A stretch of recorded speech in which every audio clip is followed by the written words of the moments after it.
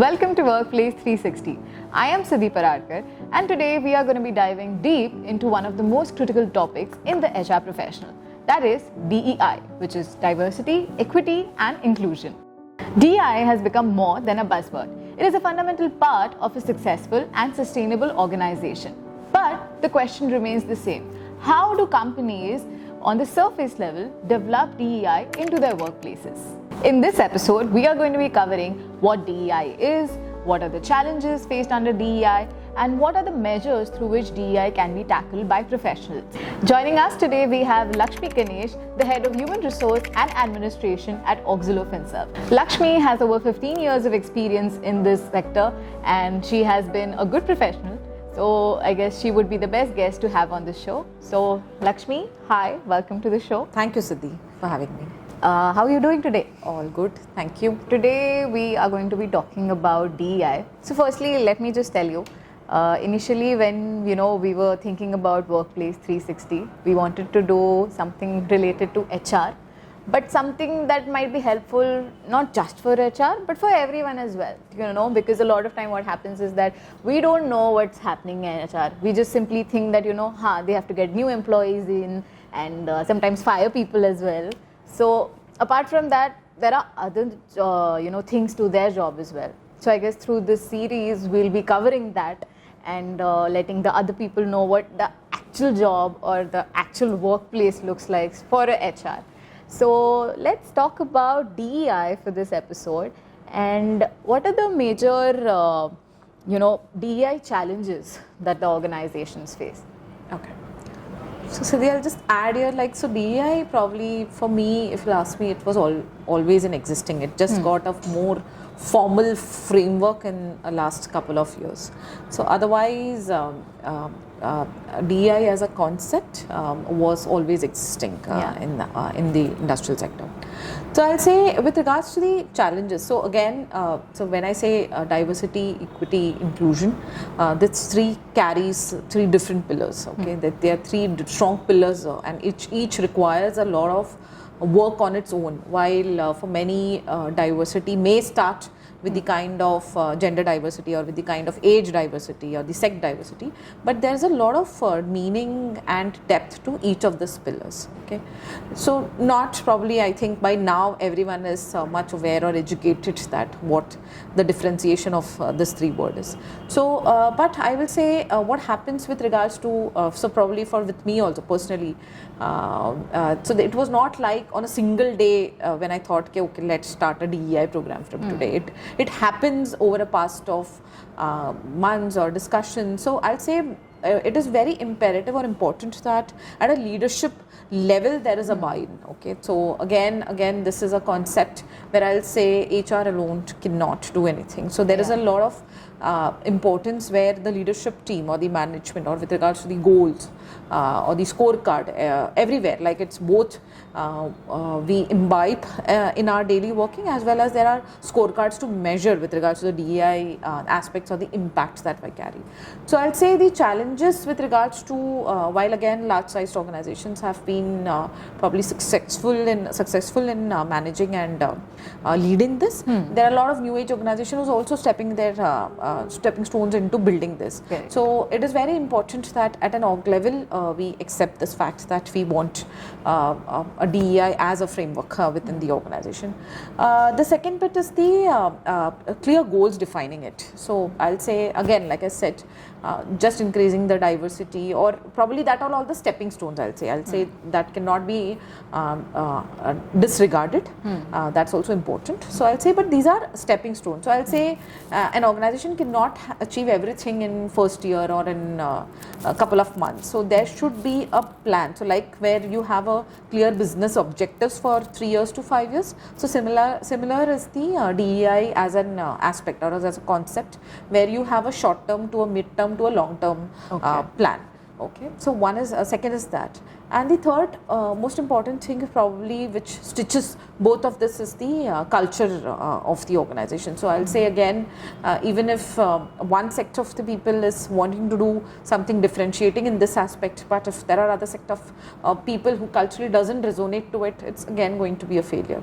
So I'll say the cultural inclusivity with regards to the entire program or the entire framework is more important, Siddhi. So I'll say these are the challenges, but of course I think I'll not say these are challenges anymore, because these again, as I said, so we all come from either different sectors or different organizations. So at a leadership level, I'll say there are more or less a buy-in for probably achieving with regards to our goals with regards to DEI.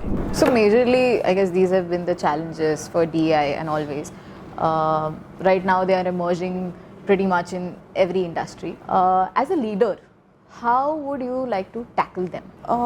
I think for any larger thing, Siddhi, like it will be important for me to repeat this, that acceptance at a leadership level is very important. Yeah. So while I spoke about the challenges a while before, I think the bait to all of it is where we are discussing at it as an objective, or probably this is imbibed in our core values, I'll say.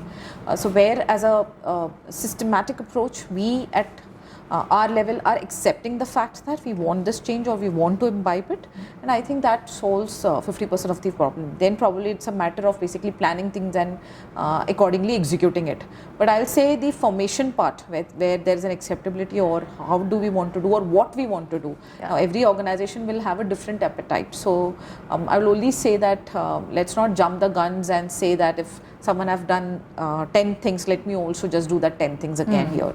So I'll say don't do that. Probably understand the pulse of your organization, the kind of people you have around, and frame your DEI strategies according to that. And don't try to bite too many things at one go, because it will not help you, or probably it will not help any HR folks that are going to do it. So it's important that you see what is adaptable with regards to your organization, set, and the kind of people, and then accordingly do it. The second bit is on the encouraging allyship or the active listening part. Okay, so one is we probably want to do some things which are like best at the leadership level or at an HR level. But it is important that we do have an allyship or the active listening with regards to the employee side also. So I'm sure these are, so I'll say there is no common mantra or a single mantra probably for executing and being successful in this, like many other aspects where we know, okay, they have introduced probably, if I'll say like a product wise, if they have done it, probably we can also be successful. But this as a topic or this as a strategy cannot be same for all organizations. So I'll say there's no common mantra. So this can only happen where the goals and values are decided, and we do have an active listening where we understand what the floor or what the pulse of the organization needed. So I'll say if we are cognizant about these both things, Siddhi, I'm sure we'll be able to overcome the challenges and execute it in a better way. Correct. So with DEI, I guess it is coming through and everything, and we have been tackling it. But I guess there's this biasness that has always been there, okay? Be it your home or be it your workplace. It is always there from one gender to another, and vice versa also, right? I guess in a workplace it's very necessary for both the parties or both genders to have or to be on a tangible state, right? Now, I have been fortunate enough that I never get biasness, at least at my workplace. I've never been part of that. But in Auxilo, we have, from a woman to woman, we have something known as WOW. Okay, I have been a good part of this organization, I feel. And I guess the one thing that I like about this organization is the WOW factor of it. And WOW is our workplace organization for women. So please describe what WOW is to our viewers. So Siddhi, probably again, WOW was something we conceptualized a year before. So as the name suggests, workplace optimization for women. So here probably we wanted to do something for women. Okay. So when I say for women, it's not that we were trying to give or place them something differently in the organizational setup, but it's basically we understand there are workplace biasness which happens. So basically this group was set up where we are able to mentor them with regards to they actively working with regards to their daily life or basically taking up leadership positions. So I'll say this also goes long back when I had joined here and when I was just checking the kind of the percentage of the gender available. So of course I had especially like challenged the business teams and my teams why there is a less of presence with regards to the women employees in the sales, because it's a myth where we carry that women can't do sales. But of course there are many notable examples back in the market with regards to like HUL, where there are almost 47 to 50% of the employees being in the sales. So there are very notable examples out in the market. So nothing stops us, and ours is an education industry, and when we say women are the most literate population, I think nothing stops us from having or recruiting people. So I'll say, so hence when we were getting such people for our front line or for our people across the vertical, so it was very important that we also create an holistic approach where they feel that they are valued, or basically there are avenues where they are mentored or where they are grown. So I'll say WOW is a budding program.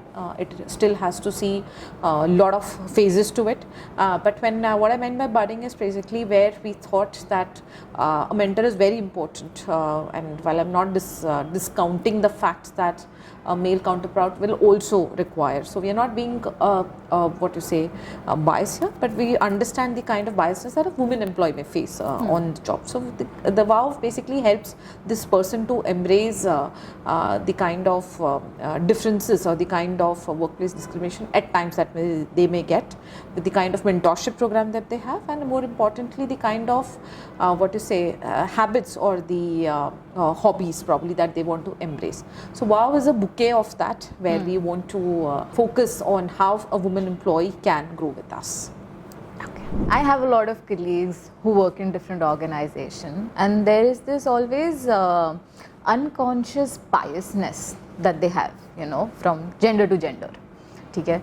And some might think, that we have the upper hand and we are at the lower end of it, but ideally it should be on the tangible, right?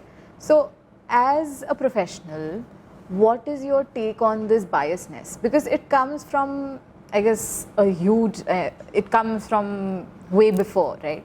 So what are your thoughts on it? So first of all, the most important fact in this is just accepting that there is a biasness. I think you cannot fight out all things at the right place or at one time probably, I'd say. So I think let's just accept the fact that there is an unconscious biasness, and I'm just saying that, see, who are we? We are professionals who probably work in an office setup for 8 to 10 hours.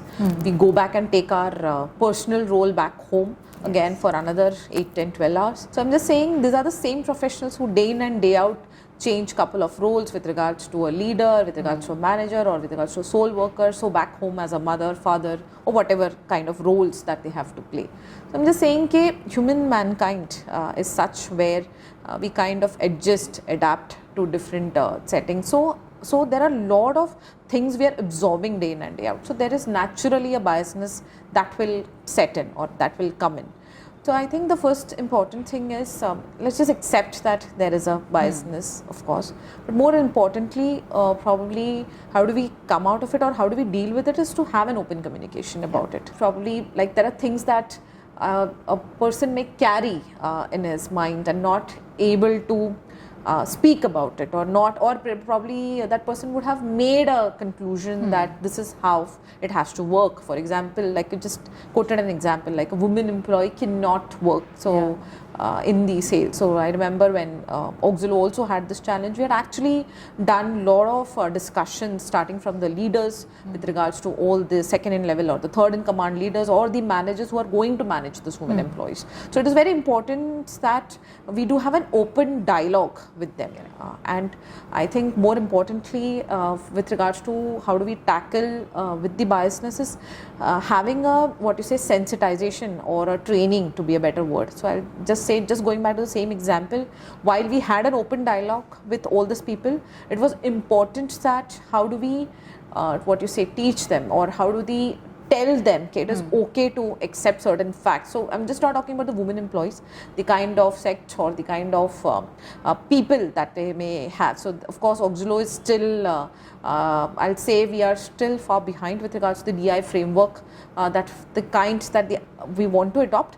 But I'll say Auxilo is at least an organization where we have put our foundation stones with regards to how do we want to. So I'll just say that our goals, objectives are framing up, and it's very clear that what we want to achieve. And the biasness can of course definitely subside if there is a proper training or the kind of sensitization and an open dialogue that may have between all the teams and the leadership team. So Siddhi, I'll just say probably as a concluding thing here is DEI probably as a concept, like I said, would have been happening only from last few years, but each of us are responsible to see how in the small quantum or a larger quantum, how do we want to set this as part of a cultural change in the organization. So it is very important that we embrace all these biases and see how do we uplift ourselves from this. So I hope that with this episode or with this conversation, we are at the forefront of emerging as someone who is a key player in the DEI zone, if I may say that. Definitely, Siddhi. Probably, like I said, I accepted while there's still to do a lot of things, but at least I see that we are committed. When I say we, it's just not the HR, it's the leadership team or the management. We are definitely committed.